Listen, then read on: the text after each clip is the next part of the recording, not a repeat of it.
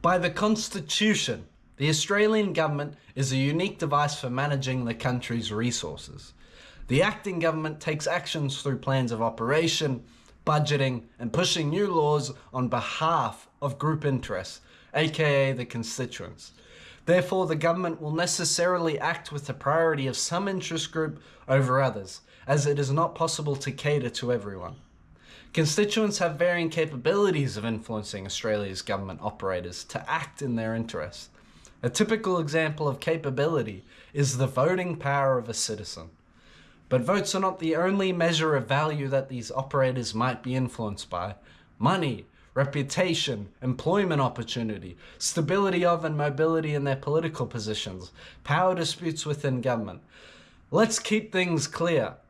There aren't actually many constraints on who a constituent can be, and therefore who the government will serve. Who's that Pokemon? It's Pikachu!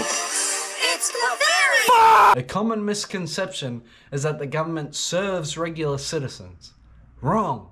In fact, being a domestic entity isn't even a requisite. Damn! If you are a foreign government or investor and are persistent and resourceful enough, you will be served by the Australian government. The mechanism of Australian government and those human operators serve whichever constituent, incentivize and hold them to account. They don't even have to listen to the public if the public doesn't wield their voting power or economic significance appropriately. The public must coordinate its attention and power, otherwise alternative interests will drive the government. That is reality. Democracy means that at the very least, one interest group is guiding the country's management. One might argue along the lines of, but a government has fiduciary duty to citizens and taxpayers, or, in a democracy, government derive their legitimacy through the voting of citizens. Wrong. Hey, by the way, actually, that's another thing you got wrong. If you are a voter and taxpayer, that does not obligate the government to serve you. It is instead an investment and a responsibility by you to make sure that the government serves your interests. Otherwise, your investment will be gladly used elsewhere and in a manner unknown and unbeneficial to you. This is why you must always be focused and active in demonstrating your expectations to the government as someone who lives in and depends on the quality of your country. Let's go through the key powerful constituents who engage the Australian government, i.e. your competition. One Joe Schmo, a single vote, that's it. He probably doesn't have that much available money. However, many Joe Schmoes are very powerful, as collective voting power can reorganize government representation. That is a unique capability. And not only that, but they are the major domestic economic power. These people are the means by which things operate: transportation, hospitals, export products, retail. Political and governmental power. In democracy, political representation form blocks or coalitions. This is a party. A party has collective interests. Therefore, this group ideology holds sway over the representatives. There are two major parties that are established, and they have strict standards of the people who occupy it. The Liberal Party of Australia typically represents business interests, lacks economics, and are conservative when it comes to social policies. The Nationals, a coalition partner of the Liberals, represent rural and agricultural interests. The Australian Labor Party traditionally supports workers' rights, social welfare, and union influence. Then there are the minor parties, the Greens, a smaller but influential party pushing climate action and progressive policies. Independents, individual Teal candidates, and minor parties like One Nation and United Australia Party have gained influence, particularly in the Senate. Key political figures, individuals with decision-making power. That is to say, that the operators of government have their own interests. In an ideal scenario, they are righteous public servants. In a worst case, they are self-serving leeches. Prime Minister, Cabinet Ministers, State Premiers and Chief Ministers. And then there is the bureaucracy and government institutions, the Australian Public Service, where senior bureaucrats in agencies like Treasury, Defence and Home Affairs have long-term policy influence. The Reserve Bank of Australia controls money policies and interest rates. Australia Competition and Consumer Commission regulates markets and corporate behaviour. Australian Taxation Office collects taxes, income taxes, GST, corporate tax, superannuation, and enforces tax laws. I just don't like you no more. And various other authorities, commissions, and agencies, both dependent and independent on the executive government. Foreign government, China, US, Israel, international organizations using trade leverage, diplomatic lobbying, lawfare, influence on defense and tech, funding of global media, and various other international affairs. I'm like, oh, shocked by it, so I'm up here bashing it because I don't like gay people. I don't like them putting chemicals in the water that turn the friggin' frogs gay. What about the economic or asset power? Now we're talking. Where's the money in this economy? Not show you, show me the money. Show me the money. Yeah. Louder. This is a good insight into the key markets of value in this country. Banking and finance, the Big Four, Macquarie Group, superannuation funds, a useful device for funding retirement. Also a good way to establish a market to manage trillions in assets and hold significant economic sway over the country. Major industry sectors, mining and resources, BHP, Rio Tinto, Fortescue, and major LNG exporters like Woodside and Santos influence policy on energy and the environment. Property and real estate, large developers, Mirvac, Lindley, Stockland, shape housing supply and land use policies.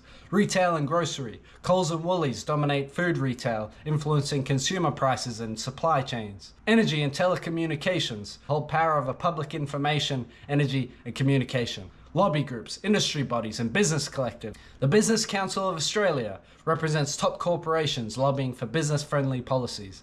The Minerals Council of Australia pushes for mining interests, particularly against regulation and taxation. The Australian Medical Association, a powerful medical lobby influencing health policy. Property Council of Australia advocates for real estate interests, including tax incentives like negative gearing. Foreign businesses offer jobs, immediate investment opportunities, asset buyouts, massive funding and lobbying. Plutocrats, the wealthy tribe of Australia. They exist in every country and have large available resources to sway the country in the direction they would like.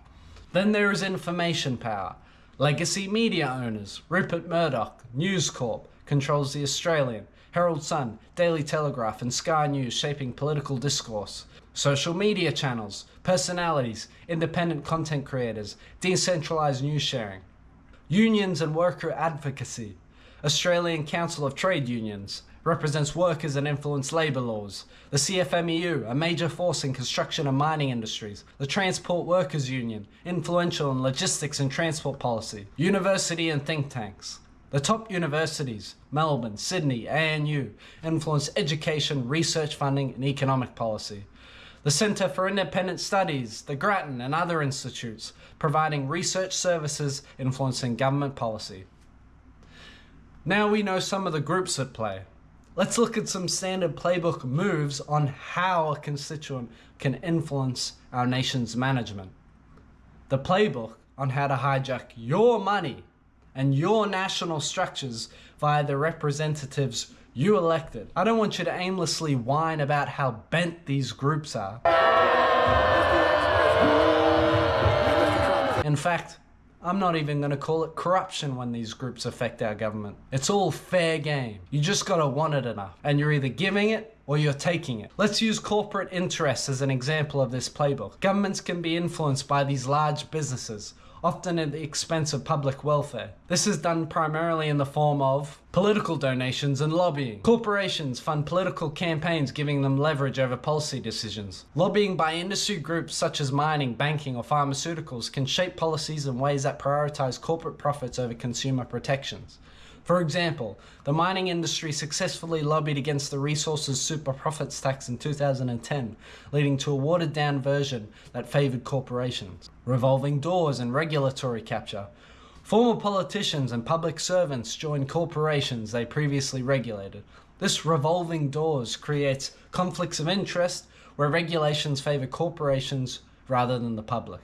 For example, ex-politicians from Australia's major parties have taken jobs in mining, banking, and lobbying firms after leaving office, influencing policy in favor of these industries. Outsourcing and private influence over public policy. Governments outsource policy research and service delivery to private firms, reducing direct public oversight. Consulting firms both advise government and serve corporate clients, leading to bias on policy recommendations. For example, the PwC tax scandal in 2023 revealed PwC consultants, while advising the Australian government on tax policy, leaked confidential information to corporate clients to help them avoid paying taxes. And privatisation of public assets. Governments privatise state-owned enterprises, often benefiting corporate buyers more than the public. Once public assets are sold, essential services like electricity, water and transport may become more expensive and less accountable. For example, the privatisation of electricity providers in states like Victoria and New South Wales led to price increases and reduced governmental control over the energy policies. What some people won't do. Well, this means you've got some serious and very real competition. But I want you to realize something. Who said that your interests are good for the country? You could be just as selfish as these alternative interests. And you could be just as incompetent or opportunistic as those who would abuse our government. So as a proud and responsible citizen, in addition to reflecting on your capability to influence government, I want you to also think about what actions you actually want the government to take and why. Otherwise, someone will make that choice without you.